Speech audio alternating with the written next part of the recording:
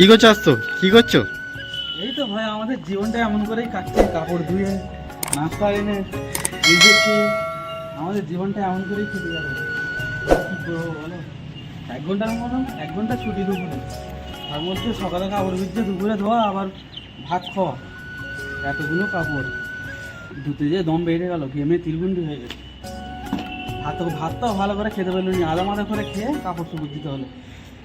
কাজে যেতে হবে না, 1 ঘন্টা ছুটি। তাতেই ঘরের লোকেরা ভাবে আমরা খুব আরামে থাকি।